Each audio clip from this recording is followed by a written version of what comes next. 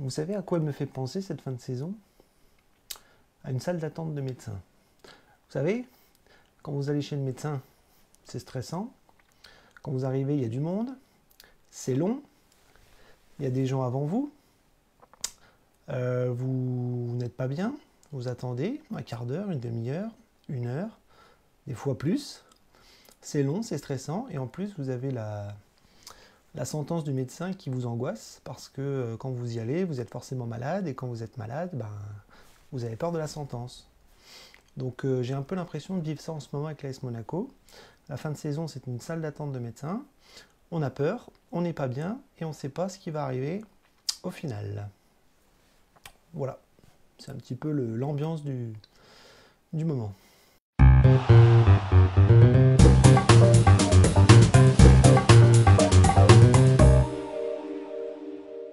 Salut tout le monde, salut les Monégasques. Bienvenue pour un nouveau débrief, la 33e journée de Ligue 1.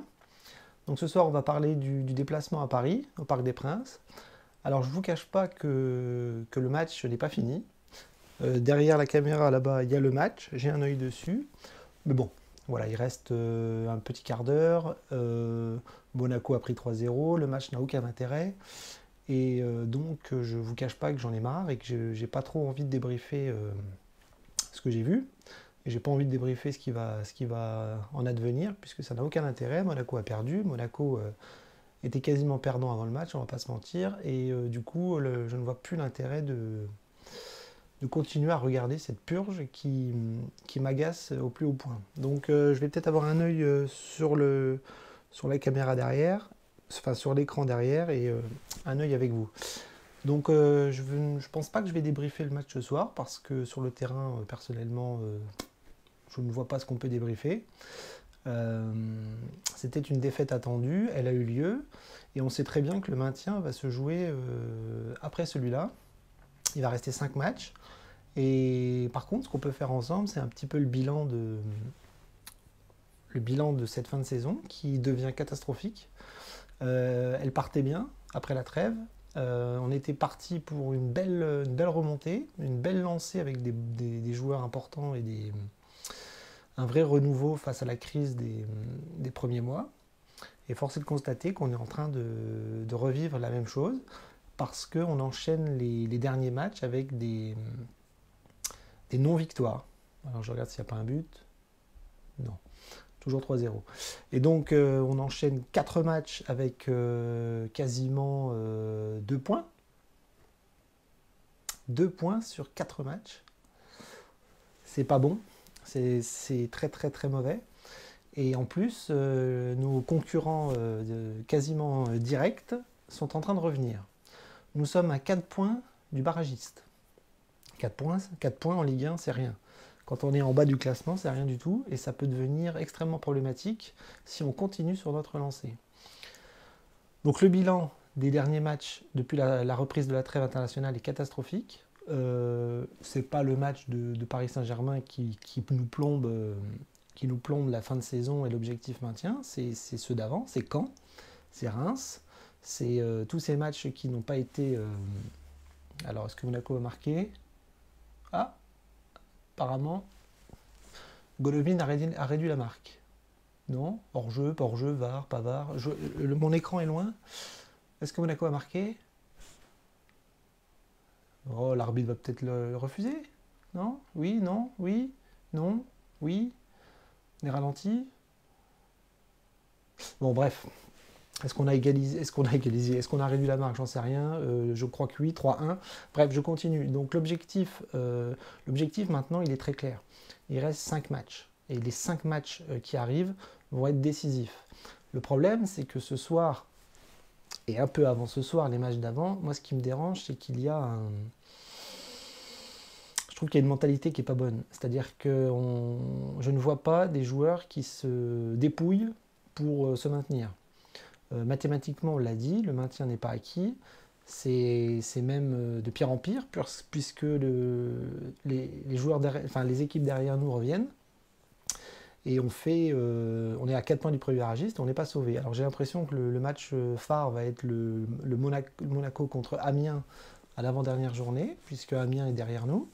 à quelques buts de différence. Et on a trois déplacements et 2 matchs à domicile. Ça va pas être facile. Saint-Étienne, ça va pas être simple. Rennes, qui est pas très bien en ce moment, ça peut ne pas être simple non plus. Bon, après, on va les jouer après la finale de coupe. Peut-être qu'ils seront un peu émoussés et qu'on va pouvoir prendre 1 point ou 3 points. Mais si on continue comme ça, on ne va pas prendre de points, on ne va pas avancer et on risque de se faire dépasser. Alors, on va pas penser à ça. Ça sert à rien de faire des plans sur la comète et penser au pire, mais on est obligé de constater que ça revient derrière et que nous, on n'avance plus, et on est même à 2 doigts de reculer. Donc voilà, le match de ce soir, qu'est-ce que vous voulez que je vous dise? Le Paris Saint-Germain nous marche dessus comme les 19 autres clubs de Ligue 1. Et du coup, c'est pas après ce match-là qu'on attendait des points. Alors après, si on parle un peu du match, la première mi-temps, Mbappé fait ce qu'il veut avec nous, c'est très bien, mais on aurait très bien pu marquer un but ou arriver à la mi-temps avec un match nul, et pourquoi pas essayer de tenir un match nul. Ça n'a pas été le cas. Mbappé a fait ce qu'il fait d'habitude, hein. Il a survolé la défense, il a marqué, il s'est joué de nous, et puis nous, on essaye bien malgré nous de tenir contre ces Parisiens-là, et on s'aperçoit que voilà, c'est pas avec ce match-là qu'on pouvait s'en sortir. Donc, pour l'instant, ça ne va pas. Les matchs qui arrivent, il va falloir qu'on se réveille, il va falloir une autre mentalité. Je trouve qu'on n'est pas bien en ce moment, on n'est pas efficace, on marque plus, on n'a pas du tout la tête au maintien qui est censé qui est censé se voir sur le terrain. Moi, je trouve que ça manque d'agressivité, ça manque d'envie, ça manque de qualité technique, ça manque de plein de choses, et ça m'embête. Ça m'embête parce que j'ai pas l'impression qu'on a conscience de ce qui se passe, et voilà, l'objectif n'est pas atteint. L'objectif n'est pas atteint. Donc ce soir, j'ai vu aussi ça. J'ai vu à Paris des erreurs techniques, une envie pas très flamboyante. Moi, je me souviens de Strasbourg qui, à Paris, avait montré un visage beaucoup plus intéressant. Et nous, ça reste lent, ça reste petit, ça reste fébrile, ça reste maladroit. Devant, ça marque pas. En plus, on se retrouve avec encore des blessés, j'ai l'impression. Sidibé n'était pas là. Falcao est sorti à la mi-temps avec un truc autour de la cuisse. Alors Falcao, j'ai pas compris. Fatigue musculaire. Le mec ne joue plus rien du tout. Il joue tous les week-ends. Il a une fatigue musculaire. En plus, sur le banc, on le voit avec son téléphone portable. Ah vache, alors j'ose espérer que c'est ce que j'ai vu, parce que j'ai vu Falcao avec son téléphone portable sur le banc, donc pour moi c'est absolument inadmissible de voir ça, parce que vous êtes quand même quasi en zone rouge, et puis vous avez les mecs qui sont sur le banc, sur leur téléphone, qui en ont rien à foutre du match. Alors je vais vous dire un peu comme les supporters, hein, le Paris Saint-Germain, on n'en a rien à faire. D'ailleurs, je fais le débrief, le match n'est pas fini, là il se termine, et on est toujours à 3-1, et voilà, c'est pas une belle image qu'on voit en ce moment, et c'est pas l'image qu'il faut, et c'est pas surtout sur le terrain l'image qu'il faut montrer pour s'en sortir. Voilà, un maintien, ça se joue avec les tripes, avec les coucougnettes, avec le mort aux dents, avec toutes les tripes qu'on peut sortir pour sauver le club, quoi. Et c'est pas ce qu'on voit.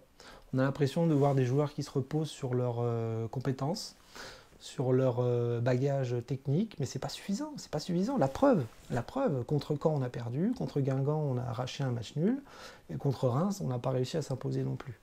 Donc c'est tous ces matchs-là qui montrent que si ça continue comme ça, on va se faire peur jusqu'au bout, et on n'est pas à l'abri d'une catastrophe.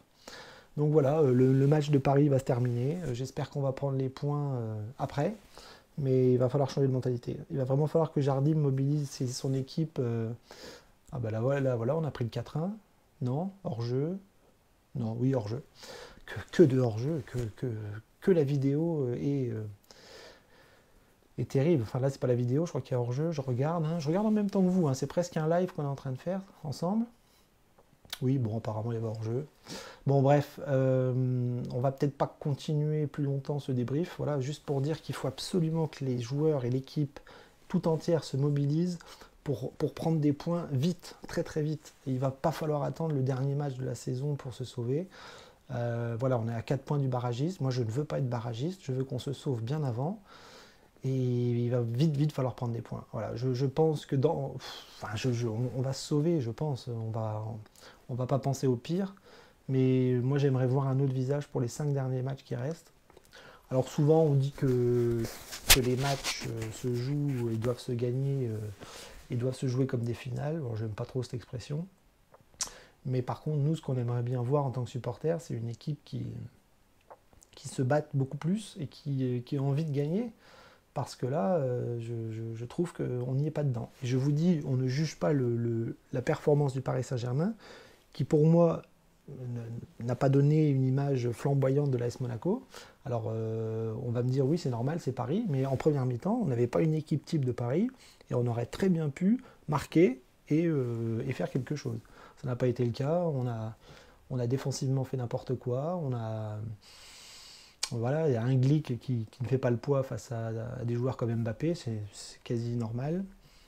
Et donc on se retrouve voilà, à se faire. Alors heureusement, là je vois que ça fait 3-1 à la mi-temps, il y a 3-0, je pensais qu'on allait finir avec 6 ou 7. Voilà, on perd 3-1, c'est pas.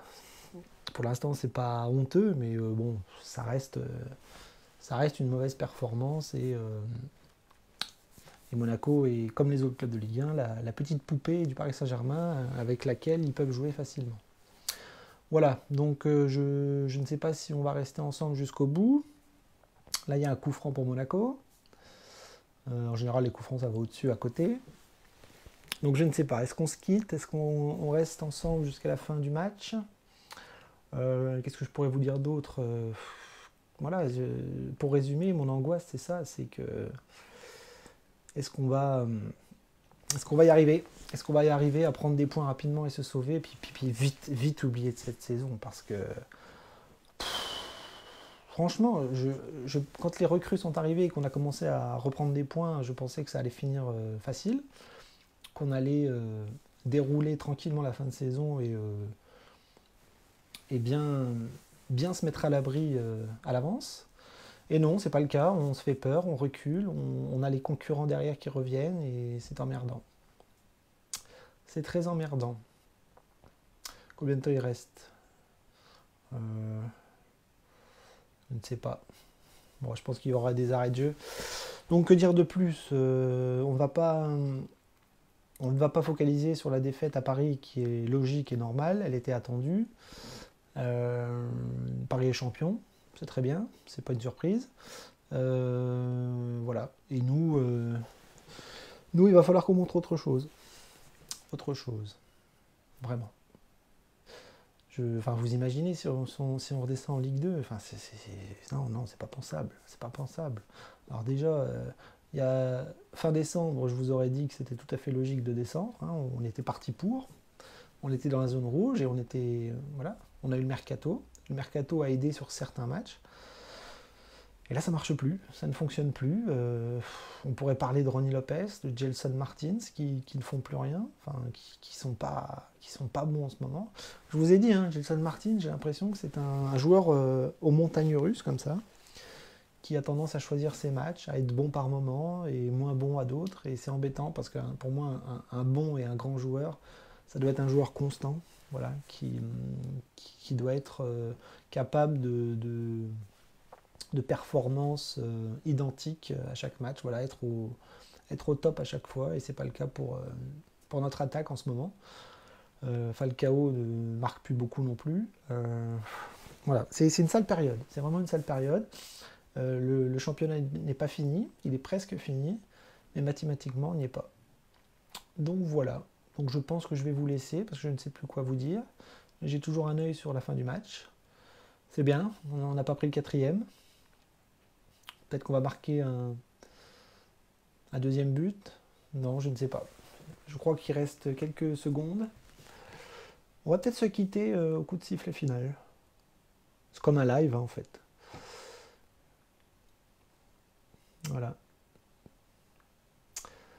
Enfin, quelle tristesse de voir.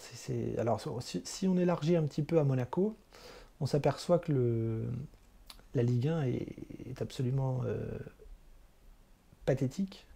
Moi, les matchs du Paris Saint-Germain, je ne les regarde plus parce qu'en Ligue 1, ça n'a aucun intérêt. Toutes les équipes se font dépouiller. Alors quand c'est Monaco qui joue contre Paris, c'est terrible. Moi, avant le match, j'étais pas bien. C'est-à-dire que toute la journée, j'ai pensé à cette soirée qui est toujours un cauchemar. Un cauchemar. Vous savez que vous allez perdre à 99% et vous n'avez pas envie de voir le match. Alors il y a eu des périodes avec Jardim où ça s'est bien passé, même quand on a été champion, etc., etc. Mais les trois quarts du temps, on se fait poutrer par les Parisiens. Et ce soir, alors en plus, on avait tout contre nous, hein, les retours de stars de Paris. Paris qui avait pris des pins aux 2-3 journées d'avant. Et ce soir, on a vu qu'au coup d'envoi, Paris avait une petite équipe, finalement, elle n'était pas extraordinaire. Je vous ai dit, on aurait pu faire quelque chose à la mi-temps. On savait que le banc allait faire mal. Alors en plus, Tuchel pardon, Tourelle qui fait des entrées offensives bien clinquantes avec Cavani, Neymar qui rentre à la mi-temps comme si le Paris Saint-Germain était en danger. Et puis vous avez toute cette fête préenregistrée à Canal+, avec ses commentaires qui sont pro-parisiens. Neymar qui se gratte les fesses, c'est un événement. Cavani qui se mouche, c'est un événement. Mbappé qui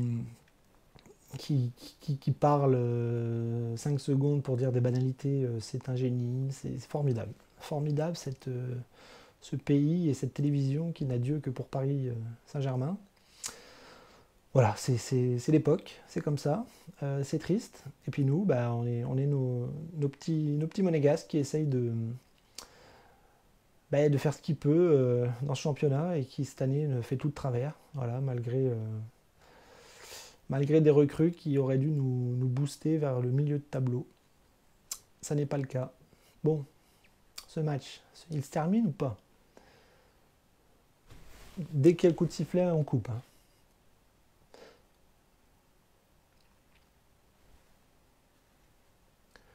Neymar, les plans sur Neymar, des gros plans sur Neymar. Il n'y en a que pour lui, il n'y en a que pour eux. Formidable. Alors, coup franc. Coup franc pour Monaco, dans le paquet. Alors sur les coups de pied arrêtés, je nous trouve catastrophique. Il n'y en a jamais un pour la reprendre. Alors que ce soit sur les phases défensives, on se fait peur parce que sur les corners, les coups francs, on n'arrive pas à toucher le ballon. Et sur nos offensives à nous, bah, ça ne tombe jamais sur une tête, sur un pied monégasque. C'est toujours les adversaires qui nous prennent dans le jeu aérien. C'est terrible. Je pense qu'au mercato d'été, il va peut-être falloir penser à ça aussi, prendre des joueurs un petit peu plus costauds et un petit peu plus forts dans ce domaine-là. Parce qu'on a des petits gabarits quand même. Hein. Alors on parle au mercato de Savanier, de Nîmes, qui est un joueur que j'aime bien. Un petit gabarit comme ça pourrait nous rappeler les bonnes époques de Monaco avec des joueurs de petite taille. Hein. On ne va pas les citer, vous les connaissez. Mais voilà, je pense que le mercato va être sympa. Peut-être que je ferai des vidéos cet été pour parler avec vous du mercato, parce que ça me passionne, j'adore ça. J'ai hâte de voir qui on va prendre. J'ai hâte de voir, déjà si on est en Ligue 1 forcément, mais si on est en Ligue 1, j'ai hâte de voir le mercato sans Coupe d'Europe. Et j'espère qu'on va s'en sortir. Il faut absolument que Monaco revienne sur le plan européen, redevienne en haut de l'affiche, parce que là, cette année, c'est pas possible. C'est une catastrophe. Catastrophe de voir ça. C'est un ennui profond. C'est d'une tristesse absolue. Et voilà. Donc, est-ce que ce match se termine? Nom d'un chien. Ça va peut-être faire un peu long la vidéo, je suis désolé, hein, mais là on vit en direct les choses. Je ne sais pas quoi d'autre. Je ne sais pas ce que je peux vous dire d'autre. Est-ce que c'est fini? Bon, c'est bien, les Parisiens vont faire la fête. C'est fini? Ah ben c'est fini. Je crois que c'est fini. Voilà. Donc Monaco a perdu 3-1. Voilà. En toute logique, c'est bien. On n'a pas pris de raclée monumentale. Mais voilà, pour moi, l'image n'a pas été très très bonne en première mi-temps. On ne doit pas prendre de but. Voilà. Très honnêtement, de ce que j'ai vu avec vous et avant, je pense qu'on aurait pu faire un match nul. Et ça aurait été un excellent résultat. Enfin bref, c'est terminé. Paris, hop, on passe à autre chose. Maintenant, on va se concentrer sur le mois de mai avec 5 matchs d'une importance capitale. Et voilà, le premier match va être Rennes.